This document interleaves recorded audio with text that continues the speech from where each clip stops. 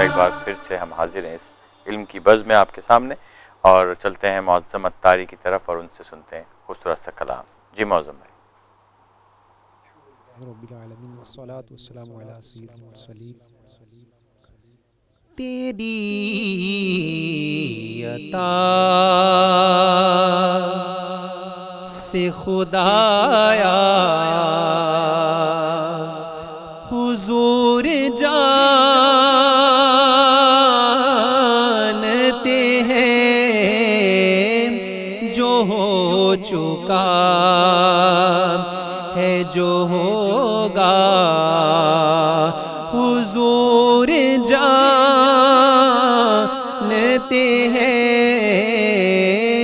جو ہو چکا ہے جو ہوگا۔ وہ مومنوں کی تو جانوں سے بھی قریب ہوئے،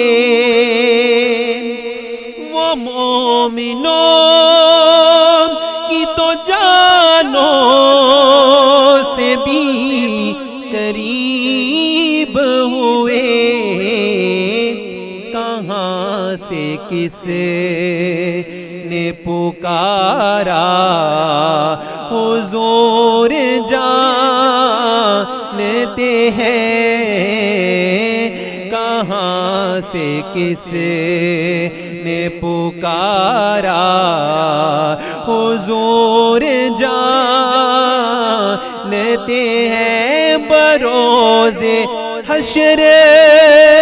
شفاعت کریں گے چل چل کر، بروز حشر شفاعت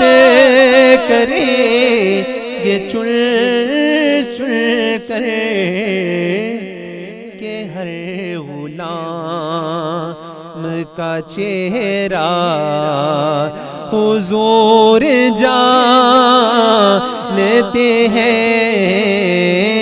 کہ ہر غلام کا چہرہ حضور جانتے ہیں۔ بلا رہے ہیں نبی جا کے اتنا بول اسے، درخت کیسے چلے گا حضور جانتے ہیں، درخت کیسے چلے گا حضور جانتے ہیں۔ اسی لیے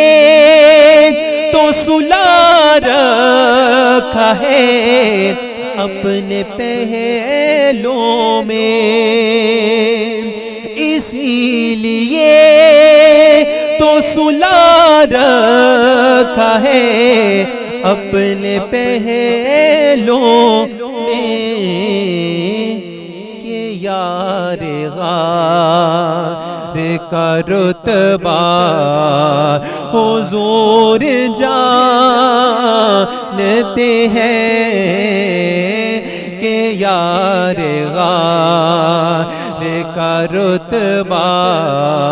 حضور جانتے ہیں، جو ہو چکا ہے جو ہوگا، حضور جانتے ہیں۔ ماشاءاللہ بہت خوبصورت کلام پیش کیا معظم اتاری نے، بے شک حضور جانتے ہیں۔ چلتے ہیں علامہ صاحب کی طرف۔ جی علامہ صاحب، ہم بات کر رہے تھے کہ جمعے کی جو جمعۃ المبارک ہوتا ہے وہ تو ویسے ہی بہت خاص اور اہم دن ہوا کرتا ہے مسلمانوں کے لیے، اور خاص طور پر رمضان المبارک میں آخری عشرے کا آخری جمعہ، اور پھر ممکنہ شب قدر بھی جو زیادہ روایت ملتا ہے کہ 27ویں شب کو ہوا کرتی ہے، وہ بھی اب کچھ دیر بعد شروع ہو جائے گی۔ تو کیا کہیں گے اس کی تیاری کے حوالے سے؟ جی بالکل، ہم نے اپنی سابقہ تاکراتوں کے جو ہمارے پروگرام تھے اس میں بھی ہم نے عرض کیا تھا کہ محدثین کا اور مفسرین کا اور بزرگان دین کا اس میں بہت زیادہ اختلاف پایا جاتا ہے کہ شب قدر در حقیقت کون سی شب میں ہے، لیکن بہت بڑی اکثریت علماء کی اس بات پر متفق ہے کہ 27ویں شب میں ہی اللہ تبارک و تعالیٰ نے شب قدر کو پوشیدہ فرمایا ہے۔ اور اس بارے میں جب ہم بات کرتے ہیں تو ابی بن کعب رضی اللہ تعالیٰ عنہ بہت بڑے صحابی ہیں، آپ کی رائے بھی یہی تھی کہ 27ویں شب میں ہی شب قدر ہوتی ہے۔ کیوں؟ سب سے بڑی دلیل وہی کہ انا انزلناہ فی لیلۃ القدر، کہ ہم نے قرآن کو لیلۃ القدر میں نازل فرمایا، اور قرآن جو ہے وہ 27 رمضان کو نازل ہوا تھا۔ اسی طریقے سے طریقت اور معرفت کے بہت بڑے پیشوا حضور شیخ سید عبد القادر جیلانی رحمۃ اللہ تعالی علیہ، حضور غوث پاک کے نام سے جن کو یاد کیا جاتا ہے، آپ بھی 27 رمضان کے لیلۃ القدر ہونے کے قائل تھے۔ جی ہاں، اسی طریقے سے حضرت عبداللہ بن عمر رضی اللہ تعالیٰ عنہ، جو کہ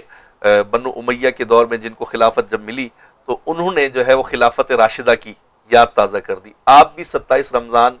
کو ہی لیلۃ القدر کا اہتمام فرمایا کرتے تھے، اور اس کو اس حساب سے آپ منایا کرتے تھے۔ اس طریقے سے بر صغیر پاک و ہند میں علم حدیث جن کی وجہ سے ہم تک پہنچا ہے، شاہ عبد العزیز محدث دہلوی، آپ نے بھی فرمایا کہ جی 27ویں شب کو ہی اللہ تبارک و تعالیٰ نے شب قدر کو پوشیدہ فرمایا۔ وجہ وہ یہ بیان کرتے ہیں، وہ کہتے ہیں کہ لیلۃ القدر کا جو جملہ ہے، لیلۃ القدر کے جو الفاظ ہیں، یہ ٹوٹل جو ہے وہ 9 حروف بنتے ہیں، لیلۃ القدر کے ٹوٹل 9 حروف بنتے ہیں، اور لیلۃ القدر جو ہے وہ سورہ قدر میں 3 مرتبہ آیا ہے۔ اگر 9 کو 3 سے ضرب دی جائے تو حاصل ضرب 27 آتا ہے، تو فرماتے ہیں علم الاعداد کی روح سے 27ویں شب میں ہی لیلۃ القدر کو پوشیدہ فرمایا گیا۔ دوسری توجہ یہ بیان کرتے ہیں کیونکہ اس پوری سورہ مبارکہ میں سورہ قدر کے اندر جو ہے 30 جو ہے وہ الفاظ ہیں، تو آپ فرماتے ہیں جہاں فرمایا گیا ہیا حتی مطلع الفجر، تو ہیا جو ہے وہ 27واں لفظ ہے، ہیا سے جو ہے وہ لیلۃ القدر کی طرف اشارہ ہے، وہ 27واں لفظ ہے، تو آپ فرماتے ہیں اس بنا پر بھی لیلۃ القدر ثابت ہوتا ہے کہ 27ویں شب میں ہے۔ بہرحال مسلمانوں کو تو رمضان کی ہر رات ہی بڑے جو ہے وہ اہتمام کے ساتھ گزارنی چاہیے، اور نبی کریم صلی اللہ علیہ وسلم کا فرمان علی شان ہے کہ جس نے فجر اور عشاء کی نماز باجماعت ادا کی تو اسے پوری رات کی عبادت کا ثواب عطا کیا جائے گا۔ تو خاص طور پہ میں سمجھتا ہوں کہ نماز فجر اور نماز عشاء کا جو ہے بہت زیادہ اہتمام ہونا چاہیے، دیگر نفلی عبادات اور ان کا بھی اہتمام ہو، لیکن فرض نماز اس رات بالکل نہیں چھوڑنی چاہیے کہ کیا پتہ آج جو ہے وہ لیلۃ القدر ہو اور ہماری بدبختی ہوگی بہت بڑی اگر ہم فرض نماز سے روگردانی کریں گے تو۔ کیوں؟ اس لیے بھی دیکھیں، اگر ہم بہت زیادہ عبادات نہیں کر پاتے، ہمارے ناظرین اس سلسلے میں پریشان رہتے ہیں کہ جی ہمیں بہت زیادہ عربی دعائیں یاد نہیں ہیں، ہمیں جناب والا قرآن صحیح طریقے سے پڑھنا نہیں آتا، صلاۃ و تسبیح کا طریقہ ہمیں معلوم نہیں ہے، تو ہم کیا کریں؟ تو ان کے لیے فرمان میں سمجھتا ہوں بہت بڑا ہے کہ نبی کریم صلی اللہ علیہ وسلم نے ارشاد فرمایا کہ جس نے نماز عشاء باجماعت ادا کی تو اللہ تعالیٰ اسے آدھی رات عبادت کرنے کا ثواب عطا فرمائے گا، اور جس نے فجر باجماعت ادا کی تو اللہ تعالیٰ اسے پوری رات کے قیام کا ثواب عطا فرمائے گا۔ تو اگر یہی 2 نمازیں فرض ادا کر لی جائیں اور اس کے بعد پوری رات اللہم اجرنی من النار یہ ایک دعا کی جائے، یا اپنی مادری زبان میں اپنی مدر لینگویج میں بھی آپ اے اللہ مجھے جہنم سے آزاد فرما دے، یا اللہ میں تجھ سے تیری رحمت کا سوال کرتا ہوں، تیرے فضل کا سوال کرتا ہوں، اس طرح بھی آپ کہتے رہیں گے تو مالک کریم خاص انشاءاللہ رحمتوں اور برکتوں سے آپ کو نوازے گا۔ بالکل آپ نے صحیح فرمایا ناظرین، اور دوسری چیز یہ ہے کہ اللہ عز و جل تو ہمارے دلوں کا حال جانتا ہے، اور آپ یقین جانیے کہ اگر آپ کوشش کریں گے کہ اپنے رب کو راضی کر لیں تو اس کائنات میں جتنی جلدی رب راضی ہوا کرتا ہے کوئی بھی راضی نہیں ہوا کرتا، اور اس کو ہمارے جو عربی دعائیں اگر ہم سوچتے ہیں کہ ہمیں وہ دعائیں نہیں آتی، فلاں نفل نہیں آتے، فلاں طریقے سے ہم نہیں مانگ سکتے، تو اس کی ہمیں اتنی حاجت، ہمارے رب کو اتنی حاجت نہیں ہے۔ وہ تو ایک سجدہ شکر اگر ہم کریں گے اور ندامت کے چند آنسو بہا دیں گے تو بے شک وہ ذات پاک ہمارے تمام گناہوں کو بخش دے گی۔ اور جیسا کہ آج شب قدر کے حوالے سے ہم نے پہلے ہی بتایا تھا کہ صرف چند گھنٹے ہیں، عشاء کے بعد سے اگر ہم سحری تک دیکھیں تو 6 گھنٹے بنتے ہیں۔ ہم سارا دن اپنی مرضی کا کام کرتے ہیں، سارا سال بھی اپنی مرضی کا کام کرتے ہیں، لیکن رمضانوں میں بھی ہم اپنے سارے کام انجام دے رہے ہوتے ہیں اور رات کو آرام بھی کر رہے ہوتے ہیں، لیکن آخری عشرے میں جب ہم تلاش لیلۃ القدر کے لیے جاتے ہیں تو صرف 5 راتیں ہمیں ان میں تلاش کرنا ہوتا ہے، جس میں سب سے خاص رات آج کی یعنی 27ویں شب ہوا کرتی ہے۔ 6 گھنٹے اگر ہم اپنے رب کو یاد کریں گے، اور یاد کرنے سے بھی مراد یہ ہے کہ اگر ہم عشاء کی نماز جیسے علامہ صاحب نے کہا باجماعت پڑھ کے فجر کی نماز پڑھ لیتے ہیں، اور درمیان میں صرف ہم اپنے رب کا شکر ادا کریں اور سوچیں کہ ہمارے رب نے ہمیں کتنی نعمتیں دی ہیں، جیسے کہ میں نے پہلے پروگرام میں آپ کو بتایا تھا کہ اگر ہم گننے بیٹھیں گے، لکھنے بیٹھیں گے اپنے رب کی ان نعمتوں کا کہ جن کی کوئی قیمت نہیں ہے، جو انمول ہیں، وہ ہمارے رب نے عطا کیے، تو ہم لکھتے چلے جائیں گے، قلم کی سیاہی ختم ہو جائے گی، صفحات ختم ہو جائیں گے، ان نعمتوں کو ہم شمار نہیں کر سکیں گے۔ اور وہ نعمتیں بھی اس نے ہمیں بنا مانگے دی ہیں کہ جو ہم نے اس سے نہیں مانگی تھی۔ ہم نے آنکھوں کی روشنی نہیں مانگی تھی، ہم نے بولنے کے لیے زبان نہیں مانگی تھی، سننے کے لیے سماعت نہیں مانگی تھی، اور بہت ساری ایسی نعمتیں ہیں۔ پھر رشتے، ماں باپ، اتنے بہن بھائی اور دوسرے رشتے ہم نے اللہ عز و جل سے نہیں مانگے تھے۔ یہ انمول نعمتیں اس نے ہمیں بنا مانگے دی ہیں۔ جب ہم اس کا شکر ادا کریں گے اور پھر اپنے رب سے مانگیں گے آج کی رات، تو جب بنا مانگے وہ اتنا کچھ دے سکتا ہے، تو کیا جب ہم اپنی مغفرت مانگیں گے، جہنم سے آزادی مانگیں گے، یا جو بھی کچھ جائز خواہشات ہم اللہ عز و جل کے حضور پیش کریں گے، تو کیا وہ ہماری دعائیں نہیں سنے گا؟ وہ تو ہمیں 72 ماؤں سے زیادہ پیار کرتا ہے، وہ تو ہمیں ماں کے پیٹ میں بھی رزق پہنچاتا ہے، اور وہ تو بس چاہتا ہے کہ ہم کسی بھی طرح اس آگ کے گڑھے میں جانے سے بچ جائیں۔ آپ یقین جانیے کہ دنیا میں کوئی بھی شخص کسی چیز کے ملنے پہ اتنا خوش نہیں ہوتا جتنا میرے رب بندے کی توبہ پر خوش ہوتا ہے۔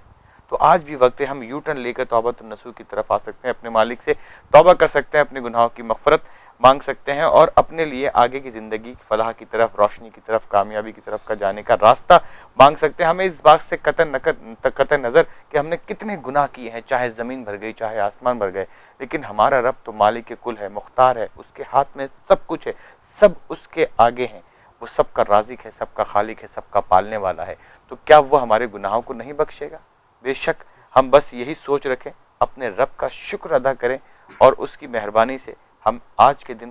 جہنم سے آزادی کا پروانہ حاصل کر کر اٹھیں، یہ سوچ بنائیے۔ اور اس کے ساتھ ساتھ ہم اس کی طرف بھی آئیں گے کہ اب کچھ دنوں بعد عید بھی شروع ہو جائے گی، تو ہم نے وعدہ کیا تھا اور عہد بھی کیا تھا کہ ہم ڈھونڈیں گے ایسے لوگوں کو کہ جو اتنی اپنی حاجت کو ہم سے بیان نہیں کر سکتے، لیکن ہم ان کو شکل سے پہچان لیں گے، اور کوشش کریں گے کہ اپنی عید کی جو ہماری تیاریاں ہیں اس میں تھوڑی سی کمی کر کے ہم ان کو بھی عید کی خوشی منانے کا موقع دیں گے، تاکہ وہ بھی اچھی طریقے سے ہمارے ساتھ ان خوشیوں میں شریک ہو سکے، ان کے دل میں کسی بھی خوشی کو داخل کرنے کا باعث بنیں گے، اور ان کے غموں کا کم کرنے کا باعث بنیں گے، یعنی ان کی خوشی کا حصہ نہیں بنیں گے، خوشی کی وجہ بنیں گے، اور ان کے غم کی وجہ نہیں بنیں گے، غم کا حصہ بنیں گے۔ وقت ہوا ایک مختصر سے وقفے کا، ہمارے ساتھ رہیے گا، یعنی علم کے ساتھ رہیے گا۔